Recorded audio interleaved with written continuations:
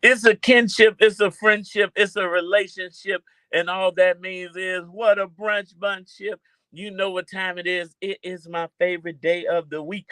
It is Throwback Thursday, and it's a powerful farewell to Black History Month. I want to echo the timeless anthem by James Brown. Say it loud. I'm black and I'm proud. Today, as we honor the last day of February, let's remember that Black history isn't confined to just one month. It's a rich, ongoing narrative that deserves recognition 365 days a year. Every day should be an opportunity to celebrate our heritage, our achievements, and the profound impact we have on the world. Not knowing our past can shape our future. No, it definitely shapes our future. So let's commit to learning, sharing, and living our history with pride because you know I've been saying it all month long. I'm Black 365, but I'm blackly black, black, black in Black History Month. So as we move forward, let's carry the spirit of this month with us every day. Let our actions, our words, and our lives be a testament to the strength and resilience of our ancestors. This your main man, Action Jackson, and you're rocking with the Brunch Bunch right here on Inspiration 1390. We got a great show for you today. It is going down. Listen, we have some great guests.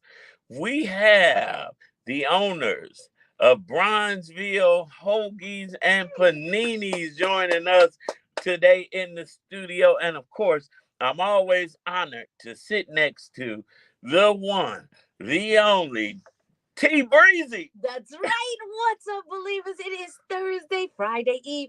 I am super excited. I am a little concerned though. Wow. When I woke up this morning, it was 19 degrees. 2 days ago it was 75. I'm not concerned. It's Chicago, bipolar. Oh, I understand, but it's concerning me because it's affecting me. Well, it's definitely affecting me because I feel like I have a cold. I have cold symptoms. My throat and nose. No, you don't have to get your mask. I'm okay. It's just cold symptoms. But that's what happens when it's 70 degrees and you don't wear coats and stuff. And then the next day it's 2 degrees. Do you think symptoms are indicative of wealth and health? Say it loud. I'm black and I'm proud. We're going to stay black. We're going to stay proud. And we're not going to worry about anything today. We got a great show. Listen, don't go nowhere. Well, Stanya Lane just said, I'm black and I'm proud, sort of. LOL. I knew Stanya Lane was a white woman. Well, listen, believers, if you are not following us on Facebook or Instagram, you need to because we have so much fun behind the scenes. But you do not want to go nowhere. We got great events to talk about. We got resources. We got grants. We got guests. We got everything you need right here on the Brunch Bunch. Hey, it's your main man, Action Jackson in the business. Stanya Lane threw me off talking about sorta. I knew you were a white woman. You're so stupid. Thanks, So tomorrow I won't be here. Okay. Because I'll be at the conference. Hold on. Yeah, I don't know why I thought it started after the show. But it starts at 9 in the morning. Gotcha. Tomorrow. In the evening. And I'm like, you gonna be there all day? I said, wait a minute. I didn't get that memo. I missed the meeting or something. I said 9 to 7. I said, pray for me. I ain't drinking no more either.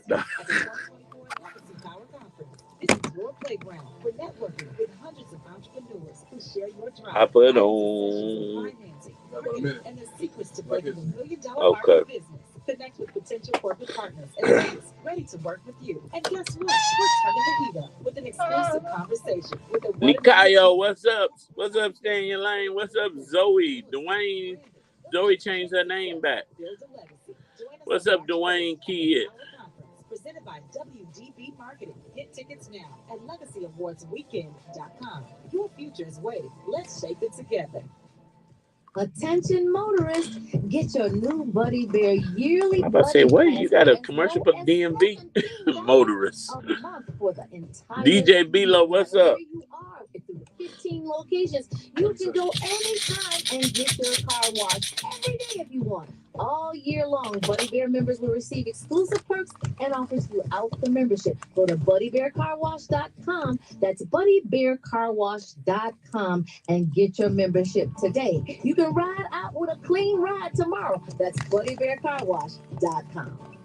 Oh, you know the real history. Oh, black history. Oh, black history.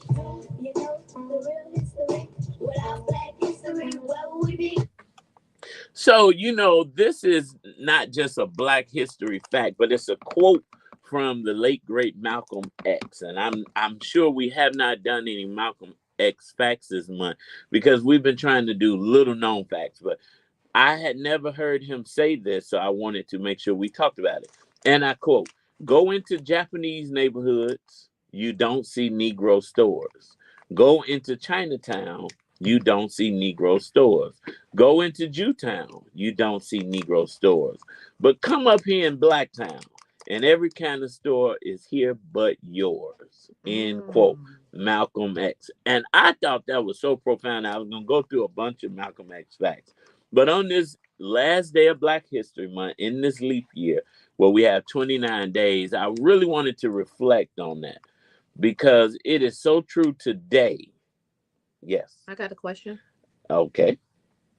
Where's Blacktown? Where is Blacktown? So there is no Blacktown. You had to swallow before you answered that question. Unfortunately. And we are trying to create, of course, shout out to the Soul City Corridor on the west side, which this morning I was just, I went to get my hair cut in the Soul City Corridor. Then I walked down the street to my office in the Soul City Corridor. Then I went across the street to Batoy's to pick up Valencia's favorite lemon cookies that she liked. And it felt good to be able to, say these 3 stops were right here in the neighborhood. I didn't have to drive anywhere. I could walk. And it made me envision how it will be and should be. So in answer to that question, Blacktown is pending? Blacktown has been pending. Blacktown been pending since they took us from Black World and Africa. It just seems like every Blacktown that there ever was has been desecrated. Well, so, of Oklahoma, course, integration. Then Nova Scotia. Of course, Florida. That's the reason that we are here now and we need to build. But the importance of that quote is not just Blacktown, right? That's what I took away from it. It's Black neighborhoods. And we got to quit allowing people to come into our neighborhoods and control the economy and the economics, because you cannot go in Chinatown. Jarrell could tell us that. Look, you can't go in Chinatown, which is shocking that he living there. Put your hand out. You know how to teach you, like the one kid, they ask you the first day, hey, put your hand down. No, but we got to quit allowing people to come. Quick story. There was a study going on. A liquor store got robbed, and the owner in the hood, on the west side. I'll never forget, I was in the meeting, they told us this. The owner was robbed, and I think about $250,000 or $300,000 in cash was taken from him. But they followed him. What he would do was, he owned the liquor store, corner store. He would drive a little Chevy putt-putt to the store, and then when he leave the store, he go park the Chevy at the airport and get in his Rolls Royce or Bentley or whatever. Because, of course, he didn't want the community to see what he had gotten. And he was in an outrage because the guys followed him to the car. And so when asked, the point that was pointed out was that was a lot of cash to have on him. I was going to say, what kind of liquor was he selling? From a community where when you go on that block where the liquor store at, is more vacant lot and abandoned buildings than anything. But 2, one of the community members asked, he was like, I do so much for this community. And the lady said, well, what do you do? He said, every summer I donate 6 cases of water to the block party. And us, me, and Black folks in the room, it was outrage. And the conversation turned to, we allow these businesses to come in our community, and all they do is impregnate our women and donate water to the block parties. How do we stop it? We start our own businesses in the community. We come together. I was just on the elevator. Shout out to Vince Bass. I was just talking to Vince, and became the conversation. Whenever I'm talking business, whatever it is, it turns into a black power, black business conversation. And we talked about that. We have to empower our people to open businesses, but we then have to support that business because we'll go to Adam's restaurant downtown. And if you didn't know, believers, Adam's white. And we'll go to Adam's restaurant downtown. The fork or spoon is dirty. We dip it in water and we become staff now because we cleaning our silverware. We go to Uncle Remus and the fork is dirty. We going on social media. I can't believe it. I'm never going back to this black business. I hate them. But you was just a waiter serving yourself and cleaning yourself. So we got to change the mentality. Without comment. Yes. And I won't say that on the air. I'm about to get in trouble. But in other words, I'm going to keep praying. But I think to extend to the answer to the question, what should we do? Our aldermen are the gatekeepers of what businesses come in and out of our neighborhoods. And I think there needs to be a campaign to encourage more black business. Not only a campaign, but also incentives. Yes, there are TIFs, but we're not underutilizing the TIFs in masses. And we're giving TIFs to our political capital friends that we owe political capital to, whereas we need to level that playing field, and we need to have a lot of oversight on how those funds are being used. Also, new market tax credits. I don't think that's the issue though, Tammy. You don't? I think the issue is capacity. And I always give people, and it's been happening. I never forget, I got the grant from the city, and Facebook is messy because it show you what it want to show you. But after I announced, thank God for this grant, I start seeing people that I know captions that say the same people get the grants. You got to be in the room, you know people. And then I started responding like, did you apply? That was the first question. And you know what the answer is? No. Well, how the heck did you even think you was going to get a grant if you didn't even apply? So that, and the capacity to be able to apply. So the TIF money is there. Sometimes people don't know. They don't know how to access it. They're not in the rooms because when you're a small business, you in your business working it more than you out in community meetings and at the city meetings. Because if you look at it, all of these events, these meetings are done during business hours. True. So how am I running my business and coming to your meeting from 12 to 2 to learn about grant and contract opportunity? And if you don't have somebody that can write your grants and find them and source them for you, I hear shameless plug coming. Then you just can't get it done. But I just made myself laugh because as I'm talking, I'm like, call the Dream Center. As you should. But it's not even about the plug. It's really about, because I just told Vince's on the phone, when we had to educate our people on how to get government contracts, how to open businesses, because it can set you up to change your life forever, either good or bad, though. Because if you don't understand getting the contract, if you don't have the capacity to handle this contract, now your credit bad, you losing staff, you're being reported because you can't make payroll, because the state don't pay you for 90 days. So it's so many barriers. I think it's twofold. What you said about capacity, and I think it's also the fact that we need to keep a watchful eye on what businesses come into our neighborhoods via our automatic officials. Yeah. So I don't, because look, I can see Karen now suing the city and suing the aldermen for trying to block businesses to help black businesses in black neighborhoods. Isn't that ironic? Well, one of my friends who's Serbian said that when he came from Serbia, that they told him, make sure you open up a business in the black neighborhood, all of their income is disposable and they will spend it. And I have another friend, he's not Serbian. I don't know. I don't want to get in trouble because I was told to quit calling everybody Indian. And not that I just think, but my first mind is like, this Indian business on it. It's like, no, I'm Moroccan. I'm like, oh, my bad. But he told me the same thing. Go. And so they know to come to our community because we're going to keep shopping. We're going to keep buying. But we have to change the mindset. I won't blame now. I get in trouble because I take up for my people. I do believe if you change the brain, you change the behavior of people. And we have to really educate people. You have to teach people. And sometimes we have to go a little bit further and hold their hands. But the issue is people who have come along many years before and had the fire to do it at one point. Their fire is either burnt out or dim, and they like, I don't have time to help. I'm reaping the benefits that God has given me, and I'm gonna keep living because I can't help nobody else because you've been burnt 5 or 6 times. But then it's like, but who are helping the people who are now just coming and they didn't burn you? They didn't. But when you burn, you're scorched. Yeah. So it's not because it's a scorched the earth kind of thing when you're trying to help. Case in point, I was just talking to someone who's very near and dear to me, and I was trying to help her get her credit together. Mm-hmm. She said, "Okay, I'm getting ready to go to sleep. You do it." I said, "I'm going to sleep too." Well, you don't help. Well, you only can help those who help themselves, who want to help themselves. But I'm gonna preach and close this message. And if you enjoy this message, send your offerings to nothing but the truth. So no, you know, when you are called, when we have to understand, everybody is not called to help people. That's true. When you are called by God to help, you can be on fire for God, but you will never be consumed by the fire. That's right. And it's in the Bible because when Moses went to speak to the fiery bush, the Bible tells us that the bush was on fire, but it was never consumed by the fire. That bush was called to do what it was doing. Mm-hmm. And so believers, if you are burnt out doing whatever you are doing, you may not be called to do that specific thing. You better preach, brother. Because God will not call you to be on fire, but then you be consumed by the fire. I can't get nobody to help me. But you know what? Somebody better turn to your neighbor and say amen.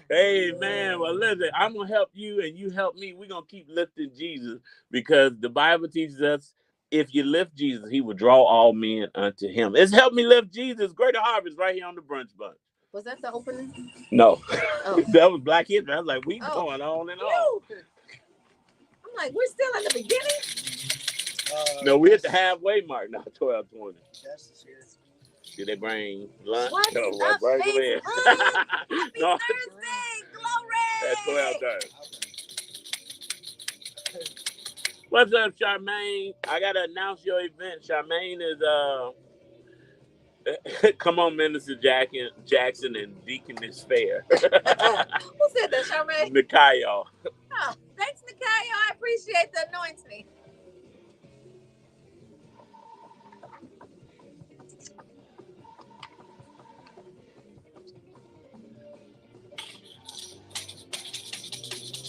If I was anybody, I wouldn't want that bad. Oh Lord, Jesus. You are live. I get it. Why you look like baby MJ when you did? He did scratch his face up like. Oh my God, didn't he? Hey, I need you to run across the street real quick. Hurry up. To Batoys and pick up my order.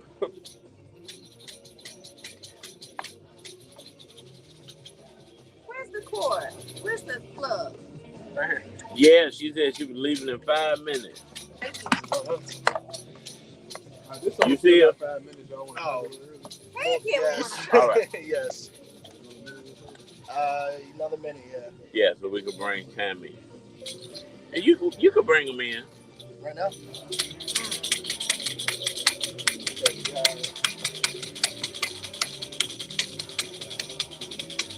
See, we could talk black business and black power all hour. We don't need no guests.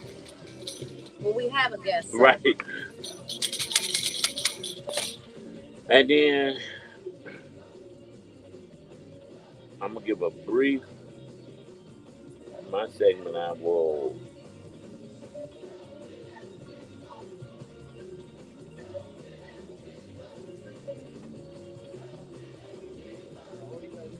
Hey, welcome. Welcome. How y'all doing? Hi. How you doing, man? I'm all right. How you? Good. Nice to meet you. Thank you. Nice to meet you. I'm Tamara. Ron, Very nice to meet you, Ron. How you doing? I wasn't expecting. Hey.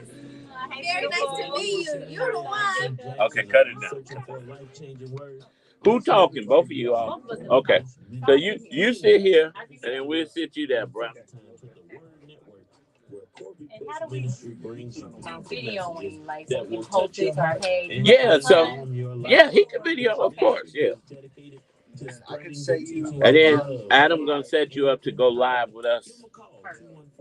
371-8768 to connect directly with their ministry. And don't forget to follow Bishop on Facebook at Corby Bush Ministry for daily inspiration and update. Right. Don't forget to tune in this Saturday at 6 p.m. 2 minutes? to the Word Network for a life-changing word. Dreaming of a new home or Adam, at a great I'm price? trying to find This notification. Expertise But in every real time I estate and scroll down, mortgage I loans, we make swipe the process down. seamless and rewarding. No more hurdles in your property journey. I hate y'all. I hate all Gen Zers. I hate Wow, y'all. what'd he do? Where your phone? I can't see you.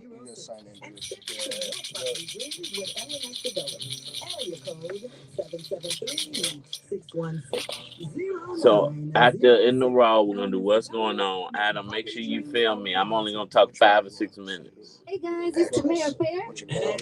I don't wanna- She coming, Nikayo. Email us. We do a new music Monday. Automation, they understand what it means to protect these memories. As a brand, This your son? This your son? Of course. just like 24/7. Oh, we definitely gotta have him to say something. Yeah. All right. So handsome. Just because it's inspired. Carbon monoxide and medical emergencies. What you trying to do? Info at thebrunchbunch.com. Info at thebrunchbunch.com. But doesn't Xfinity look just like Twitter? Now it do. The X. It's ridiculous. 30 seconds. You said you want a video when you come in, right? Me, yeah. This Tammy segment now. I want to hear that joint, that tambourine. You bought it. It don't matter. I wanna hear it. T Breezy, where's your mask? DJ be like that. Okay, here I'm going now. Clearly the pandemic is over. Now experience Yeah. the promise of ultimate safety that they bring to your home. Call Stacey Chauncey at 866-447-3344. Oh, those Stacey sandwiches Chauncey, smell good. 866-447-3344. Do y'all put mayo on your sandwiches? Which sandwich? Where you on right now? You know, it's very seldom that people do things that surprise me, but the rationale behind why they did something that should surprise me always, never ceases to amaze me. Well, there's a viral video of a child riding in the trunk of a moving car, and it leads to criticism and, of course, handcuffs. Gwinnett County Police were alerted about an alarming video circulating on social media that allowed and showed a young black boy riding in the trunk of his mother's car. Now, Ma Dukes is in big trouble. As she should be. No, I'm not talking about Love and Hip Hop, Ma Dukes. I'm talking about that's the name social media gave this Ma. Oh, I didn't know because I don't watch Love and Hip Hop. I'm saying. I know. Well, I do. I watch it enough for everybody. So the video shows a gray Dodge with an out-of-state license plate riding down the road with the trunk open, appearing to be propped up by a large white object inside the trunk. So next to that, a boy who was confirmed to be about 12 years old can be seen peeking out of the trunk. Well, Spotted and Gwinnett shaking my head, "Get that baby out the trunk," read the caption, and the video posted on Instagram. Social media users were outraged in the comments, and many were threatening to call the police and report the driver's license plate. If I saw it, I probably would have been inclined to do so too. Well, the Gwinnett County Police Department said that they were first notified of the video on February the 25th. Well, the following day, a detective with a special victims unit, I'm sure you know about that. Yes, I'm an SVU detective.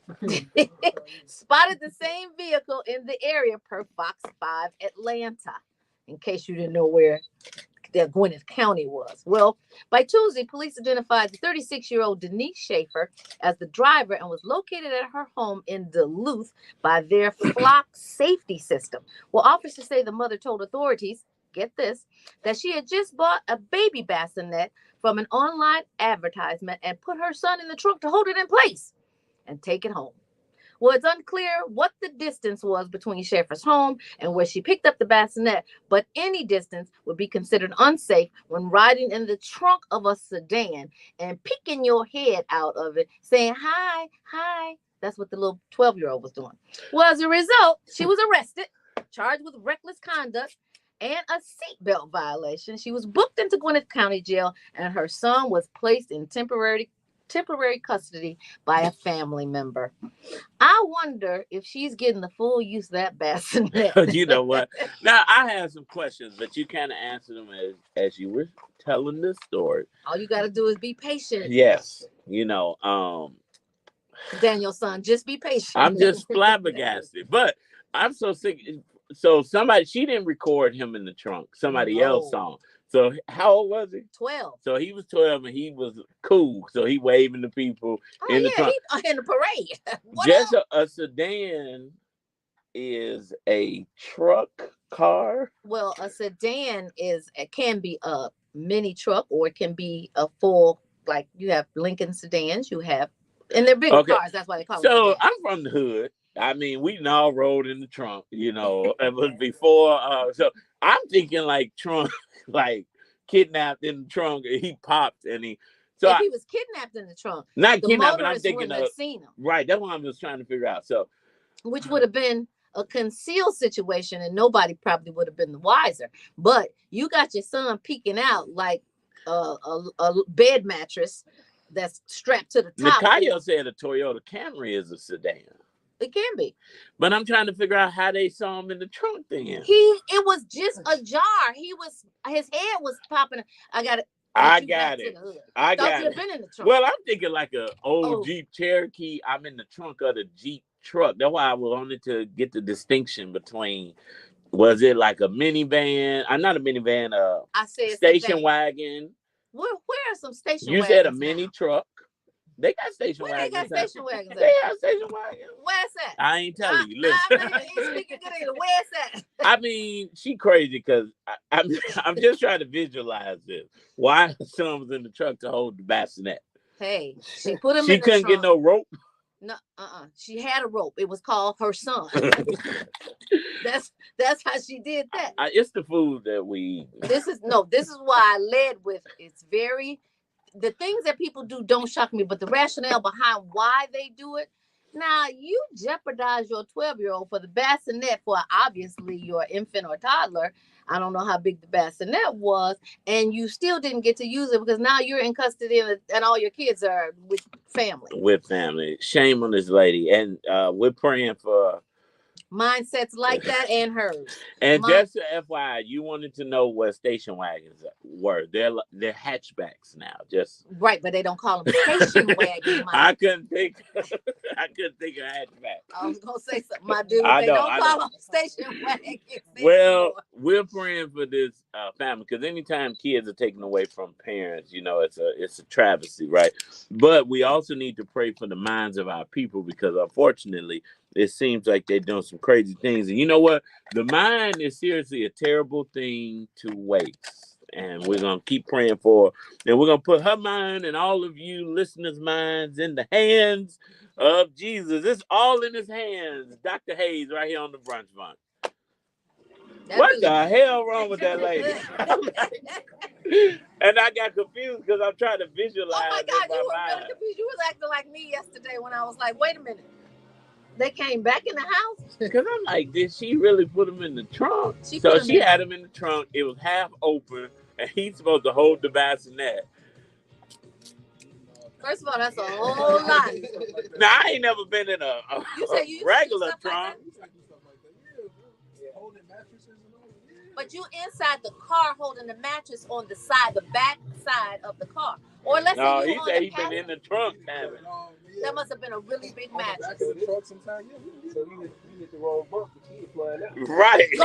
Bassinet toe down. Up. Over. That is right. Now, that's why I'm like, I'm from the hood. I'd have been in a couple of trunks. Right, Right, the drive-in, the movie. Yeah, I'd have been in the car with a hole in the floor, you can fall through it. I was in there, but I got out. I saw the hole. Oh, well, I saw the hole. I was like, dude, I am up like Chuck. Okay, that is ridiculous. But people, you know what? Some stuff been happening so long, but we didn't have cameras to show. But now you got to be careful because Everybody got a camera, and everybody want to go viral. Everybody. So they recording. But if you go viral and you get your kids taken, was it worth it? No, but I'm not talking about the mom. I'm talking about the people that put it on social media. They recorded that. No, I don't think so. What? To some people, it really would be worth it. You lose your kids because you some want to go people out. don't care. I don't think she would. I don't think that was her mindset. No, I'm not saying her specifically, but I'm saying But like some you said, people, some people, absolutely. whatever they could do, it's like a drug. Yeah, to No, go it's viral. not. Yeah. They think it's a Don't go game. viral one time. Look, It's like a Baby, drug. this, let's see what's going on. Yeah, you chasing that. That's a drug for real. Okay, well, yeah, because you had to be on drugs to do that. 100%. Where's the action, Jackson? I'll tell you what's going on. So what's going on is yesterday I mentioned that I had a family member who had a medical crisis the night before. And so I wanted to give an update since he put a video on his social media. And I've been getting blew up today. It was my father, believers. Oh, so wow. Today is Thursday, right? Look, mama. Okay, so you acting like him. I'm acting like him. Like, what day is it? No, but in all seriousness, on Tuesday, my mother called me in a frenzy crying because she had talked to my father and he didn't know where he was. He couldn't remember where he was going. And he kept repeating himself. And he owns a transportation company, so he was on the road. And she was like, your father, is losing. So when I called him, he didn't remember talking to my mother. And so, long story short, we were trying to figure out what's going on. He'd been in the hospital since Tuesday night down in Peoria. My mother was with him, but we found out what it was, Tammy. And Tammy asked me today, so I want to share it. He suffered from what is called TGA. It is considered a benign event. It's not a stroke, nor is it a precursor to a stroke. And there are no known neurological deficits associated with this condition. And the doctor told us today that in her 25 years of practicing, she has only seen this happen to 5 people. And so it's transient global amnesia. A person is unable to create new memory, so the memory of recent events disappear. You can't remember where you are or how you got there, and you may not remember anything about what's happening right now. And literally, that was my father, and it was transient global amnesia. And it's just something they say that happens in older adults, middle age. Is nothing that prolongs or stays. It just happens, and once you're done, it's over with. And with the craziest thing, it was so scary because it was almost like he had Alzheimer's, and because he literally would say, "Hey," I'm like, "You good, dude?" And he's like, "I'm fine," and I'm like, "Where you at?" And he's like, "I don't know," and I'm like, "Where you going?" And he was like, "I don't know," and I said, "You driving though, right?" And he's like, "Yeah, I'm following the truck. I know I'm following the truck." But he still knew how to. He knew how to drive and be functional. And then I would say, "Well, you know what? You guys need to pull over. I'm gonna call mom. I'm gonna call you back." And when I call back, he's like, "Hey, what's up?" And I'm like, "So where you at?" And he's like, "I don't know." And I'm like, "Did you pull over yet?" He's like, "What you mean pull over?" I said, "I just told you that you got to pull over." He's like, "I talked to you." That was disturbingly concerning. It was really concerning. And then I would hang up. I'm like, "Mom, something ain't right." Call. And then I called back. No, he called me like, "Did you call me?" And I'm like, "Man, I talked to you twice." And he like, "I didn't talk to you." And I'm like, Lord. So it was an episode that I wouldn't, was scary because he was on the road. We didn't know exactly where he was at. Thank God for location sharing, which I'm not a proponent of. I wasn't.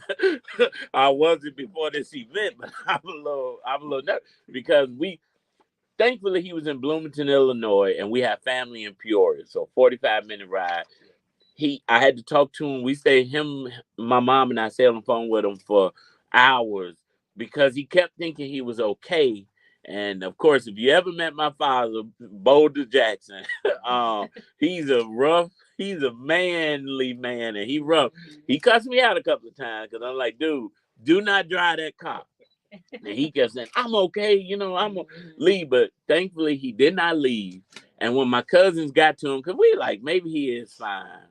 Did you look up this condition? Because I never heard of it, but thank God the doctor had heard of it. Well, thank God. Now, well, we didn't look it up because we didn't know what was going on. But I'm saying once the diagnosis came in. Right. So I did look it up. And that's how I was able to tell you what tell you what it was. I didn't just go. My mother texted me an acronym spelled wrong too. She told me it was TGD, TGC, something. TGI. Right. I was like, Mom, slow down, just But no, she so I looked it up.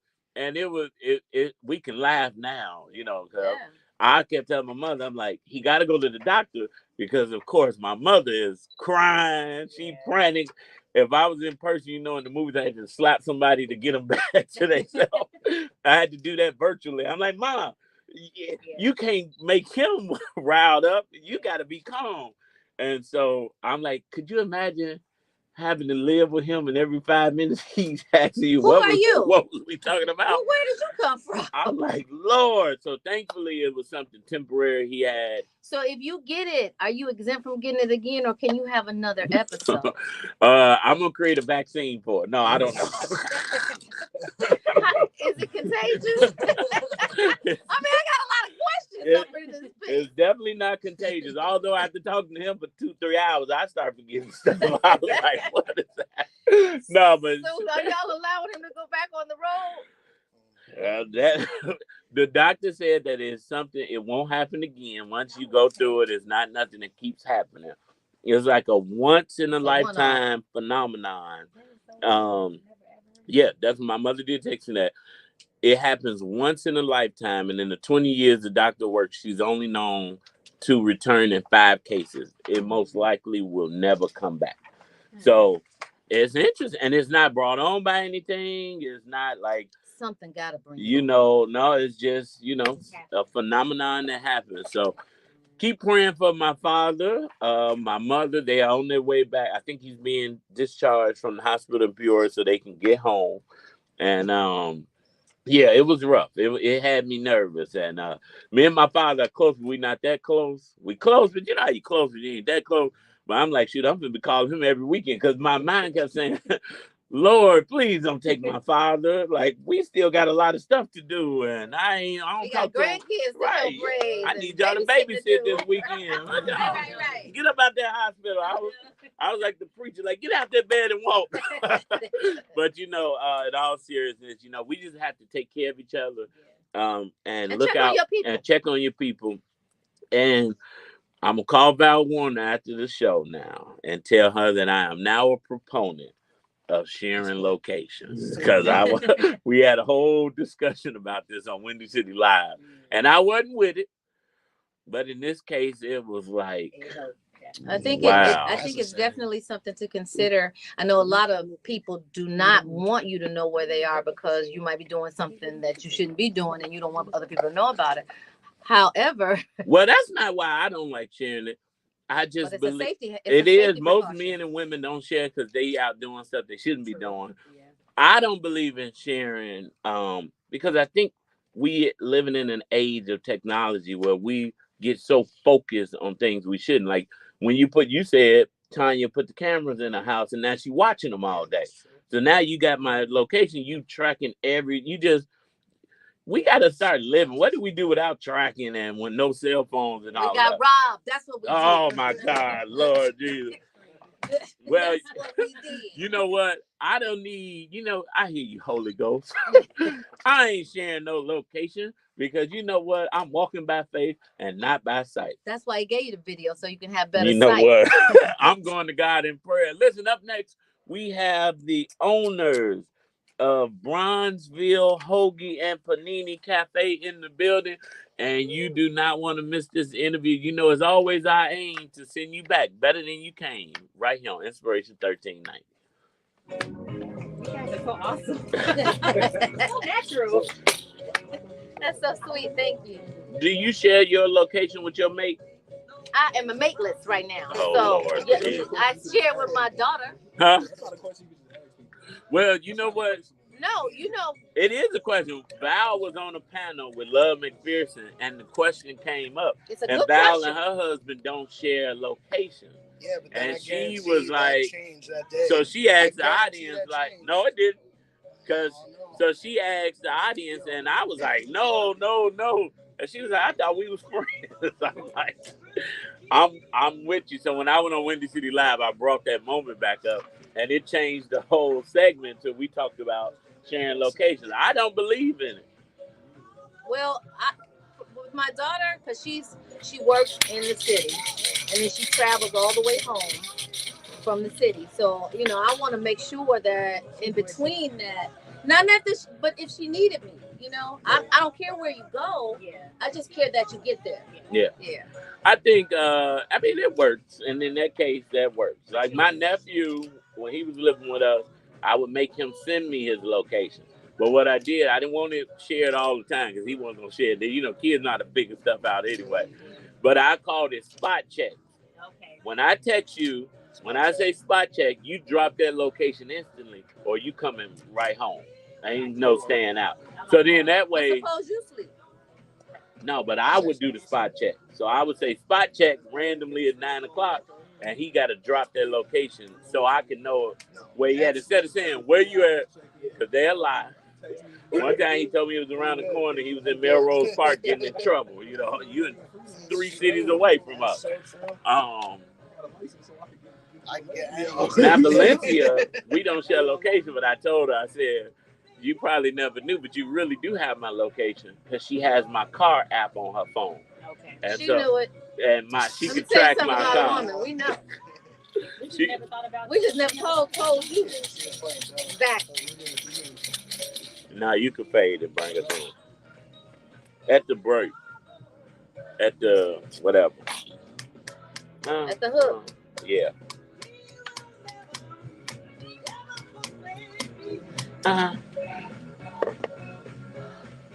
Where is the location? Where your location? 238 East 35th Street. You talk about Black Town. I was just getting ready to say the same thing. I literally. Bronzeville is coming back. Okay. Jarrell, all you gotta do is move 2 blocks over. You get out of Chinatown, you can be in Bronzeville. Ready? I know without a doubt he can bring you out. Yes, he can. And on this Throwback Thursday, God is bringing you out of poverty, out of health issues. He's bringing you out. It's your main man, Action Jackson, and you're rocking with the Brunch Bunch right here on Inspiration 1390. And I'm proudly posted with T Breezy. It's your girl, Tamara Fair, on the air, and I'm super excited about our guest. I always love it when you have a family business, family that works together, prays together, stays together, and makes legacy financial wealth together. So we are proud to have this family in the building, in the studio. Yeah, I was going to say pray together, stay together, and share location together. There you go. That part. Well, we are so happy to have the owners of Bronzeville Hoagie Panini Cafe, Ron and Tiffany Reed. Let's give them one Brunch Bunch welcome. And it's not just Ron and Tiffany Reed. We got Young Reed in the building too. What's your name, son? Jacob, come up to the mic because Jacob speaks with authority. That's right, Jacob. Does. Jacob, send that location to your parents. Listen, Ron and Tiffany, welcome to the Brunch Bunch. Congratulations on the grand opening of Bronzeville Hoagie and Panini Cafe. Shout out to the owner of Two Fish, who is saying she loved the best sandwiches, Yasmin Curtis. Can you share with us what inspired you to open a hoagie shop in the first place? Okay, you want to start? All right, so this time last year, we just welcomed a baby boy. Congratulations. And we were planning our baby shower, and we were looking for hoagies. Perfect handheld, party sandwich. Couldn't find any on the low end in the area near our neighborhood. And that really is what prompted it. We saw a need, and we were like, need does breed invention. Yes, and we love hoagies. We make them all the time for our kids, for field trips, plane rides, things like that. And so we were like, we're going to open up a hoagie shop. We usually saying things like, we hope somebody open up a shop. Somebody needs to open up a shop. But it's like, we're the people to do it. And we did it. And it all came together in like a week, 2 weeks time. Like we thought about, we want to do this. And I have another son, an older son, and he rolled past the place and he's like, hey, Dad, we wanted to open a hoagie shop. I just found a place. Wow. So it all happened in like 2 weeks after saying this is what we want to do. So Ron and Tiffany, and you too, Jacob, what do you say to people who say, "Oh, I've been thinking about this for years and I'm going to do it. The Lord has given me this vision, but I just don't have the provision." What do you say to those people? You got to jump out there. Jump out there. Come through. Jump out there. I mean, I know from experience, like God always meets you there. Halfway, set with that first step. Yes. And he never fails. And so it was our faith. We put it into action and we just jumped out there. And you just had a baby. Had a baby. He's the one. He just turned 1 on 26. Oh my God. So really we owe it to him because a miracle baby at that. This baby Hoagie. Lord, baby Hoagie. I love it. That's a look t-shirt line. Oh my God. All right. Go on actionjackson.com. I got baby Hoagie shirts for sale after the show. My God.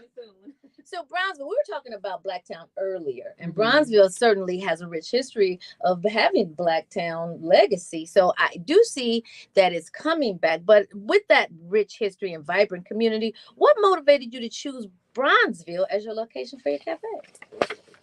Well, I'm a lifelong resident of Bronzeville. So, Okay. I'm not living there now, but I've lived there most of your life. Yeah, more than I've been there 30 years or so. So I thought you were 30. So when my son told me about the place, I was like, "Oh, this is perfect." There used to be a hoagie shop 2 blocks away that I would always go to as a kid. It closed down, and when he found that location, I'm like, "This is perfect." You know. And so, and speaking of the Bronzeville legacy, when you go in our shop, we have a wall that's dedicated to that, where we have prominent Bronzeville residents. We have Black inventors, and we have a section of like some Black power figures. So, you know, Barack is on there, Harold Washington, Fred Hampton, you know. And actually, my wife did a lot of research on the inventors and also the residents. So when you come in, you'll get a blast from the past.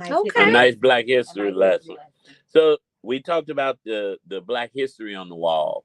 But I know there's another sign on the wall that talks about what you're selling. And can you tell us about some of the signature hoagies and paninis that customers can look forward to enjoying at the cafe? So a favorite right now, when it comes to hoagies, the turkey hoagie. That's like a #1 fan. Paninis, the spicy turkey panini. Oh. Yeah, I had that for you all over there too. Okay. You're my new best friend. Did I tell you that? Hey, girl. Thank you, Tiffany. Now, I love a good hoagie. Tiffany with the paninis. Yeah. And she on one today. Drugs. No, listen. No, you know, it's hard to find a good hoagie shop in the community. And for so long, for me, I'm West Side. I had to drive all the way to 111 to wait 12 hours to get a hoagie. But now we got somewhere closer, and that's in Bronzeville. Now you just got to drive to 35th Street. That's easy. That's easy. And I'm sure when you take a bite, you're coming back. Now I'm the new Keith Lisa, y'all. Now you guys have a wonderful family. That means you have babies, right? Yes. And is the hoagie sandwich gonna have babies? Is the hoagie sandwich shop gonna have babies? Are you looking for a second location at any point? We see this really being pretty big. Really? Like, if God can do it for pie bellies. Yes. So, Black bellies. You know what? This is my best friend. She know what today. She know what. So no, we want this thing to be big and worldwide, and you all will see when you taste it. It has a unique. It has its own unique flavor. Now, had you all been? You said you had been making hoagies for my children forever, and so you had your own unique recipe that you're gonna pass down. Was it passed down to you, or you're the creator? Created it recently. Yeah, the oil. We would make hoagies for, you know, Great Americans, things like that, but this hoagie is different. This tops it all off. Because part of it was the hoagie shop that used to be on 35th. So when we decided to actually do this, you know, we were trying to make the hoagies up, and I was like, nah, this ain't it. This is not what was on 35th Street. So we actually a lot of trial and error before we got the sauce. So now Jacob, you sell them. You like them? Yes. Your friends like them? Yes. I gave them to some of my coaches. I wrestled. They love the hoagies. Really? You guys will too. I'm sure we will too. I can't wait. What I love about this, and I'm envisioning, and it goes back to how we started this show with, a black mecca, a black town, and to be able to, and I can think about coming to get a hoagie, pulling around the corner to get some black ice cream, up the street to, and that's what makes it great. What sets Bronzeville Hoagie and Panini Cafe apart from other sandwich shops? Speak on that. For me, it's the sauce. The sauce. The secret sauce. Yeah, the sauce is magic. You just mentioned Yasmin Curtis. Two Fish, they have the bottles in the store, so that's my goal. They have the sauce in the store. Oh yeah, that's my goal. I get my 2 fish from the grocery store now. I don't have to ride outside. Yeah. That's the goal. That's how confident I am behind the sauce. So the first thing someone says when they eat is like, man, the sauce is delicious. So, and that's really where the long-term business model comes from, where you have manufacturing. You're manufacturing your sauces. You're selling them around the world. Because I can see this in Jamaica. I can see it in Bahamas. Like literally. Thank you. Now Tammy is she sold out on Jamaica. She's a Rastafari. You sending everybody to Jamaica. No, I believe it. I'm looking forward to tasting the sandwich. And I'm glad you said the sauce, because somebody, people may say, well, it's a sandwich, right? I'm gonna just eat a sandwich, but it's the secret sauce that makes the sandwich great. Absolutely. Can you share any upcoming events, any insights, what you got going on? Where can they find you? How can they order? Do you do catering? Yes, we're so excited. So our grand opening week begins March 15th. So we're really, really excited about that. Our doors will be opening from 11 a.m. to 7 p.m. So just want everybody to come out and support. 11 to 7, Monday through Friday, or Sunday through Saturday? So we're open Monday through, is it Saturday? Yes, okay. Monday through Saturday, off on Sundays. So this is the grand open. So you've been selling sandwiches before you grand open. So you it was like a big tasting really for Chicago. So a lot of people have had it. He said y'all sold hoagies to Great America. Don't think I said no. I said we would make them on our way for like family trips. Oh, okay. So, I thought you had sold them to Great America. Oh, no. But it's coming. It's coming. Put it in the atmosphere. Yeah, because Great America processed food is terrible. I did just get a huge order from a big foundation. So Can you share what foundation it is, or you feel uncomfortable? I'm sure I can. The Noah's Ark Foundation. Whoa. Right. Yeah, so excited about that. Congratulations. Yes, this is huge. So now you did this in 2 weeks. It's up. It's running. It's about to have the grand opening. I'm sure there were some obstacles. Would you share with the believers what obstacles you encountered and how you overcame those obstacles? Oh my goodness. And y'all looking like obstacles, baby. We have mountains. We went through them, around them, upside down on them. And not to mention just having a baby. Yes. That was just really added to it. Was just a lot of stress. So you were spreading sandwiches and holding the baby and rocking it on one hand and making sauces and getting on my belly and just getting labor and trying to figure out this and that. It was so much with contractors. We've learned so much along the way. Yeah. So we know the next one, we got it. But this one was definitely a journey. Really? But we appreciate the journey because we learned so much. Number one thing I learned was open an old restaurant. Yes, something that already has restaurant equipment inside of. That's good advice. Yes, absolutely. Because that was like the biggest hindrance. So we found the place in 2 weeks, but it's been a year process. Yeah. So Well, that's good advice, and we're glad to have you as our guest on the last day of Black History Month, because you all are making histories in the hoagie and panini space. That's Bronzeville Hoagie and Panini, located at 238 East 35th Street, right here in Bronzeville neighborhood of Chicago. Believers, check them out. What's your social media handle, real quick, website? You can find us on Instagram, Bronzeville Hoagie and Panini Cafe. We're on TikTok, Bronzeville Hoagie and Panini, and Facebook, Bronzeville Hoagie and Panini Cafe. And can I just say that you all are a beautiful looking family. Thank you. Y'all all look like you related. And you got your no, literally. It is a blessing to see what you are doing and to actually have you as the face of Black history on Black. On Black, on the brunch bus. Yes, thank you for having me. Well, thank you all for coming, believers. We thank you for tuning in. The Power Conference kicks off today. There was virtual sessions this morning. There's a VIP. If you bought VIP tickets to the Power Conference Legacy Awards weekend, it's going down tonight for our VIP reception. Tomorrow, all day is going down at the Greenwood Oasis. There's speakers, there's workshops, how to create 7-figure incomes, how to open, not a hoagie shop, but another shop, how to get your business started. And Jeezy is our special guest speaker tomorrow night. Tickets are still available. If you want a promo code DM at BrunchBunch1390 on Instagram, I got a special code for you. And then Saturday is the culminating event for the Legacy Gala going down at the old post office. Listen, you don't have to sit at home this weekend. You could come out, learn, be empowered, and be inspired. And you will see your main man, Action Jackson. He will be hosting it. Of course, he is the man about town. Do your thing, Action Jackson. Yeah, pray for Action Jackson. I don't drink no more. That's going to be a long day. No. Listen, no, I'm excited about this event. And I'm excited about you, believers. And in the spirit of the late, great Reverend Dr. Clay Evans, no matter what you're going through tonight, go home, get in your bed, and pull the shoulders around your covers around your shoulders. All of that. Pray Angels are watching over you. Up next is AC Green. After that, Pastor DeAndre Patterson with the afternoon drive. We get it done all night long. But before we get it done all night, I love you, Tamara Fair. I love you, Action Jackson. We love you, believers. Baby Eminem, we love y'all. Y'all stay optimistic. Awesome. All right. You did a great job. Thank you. You guys made it easy.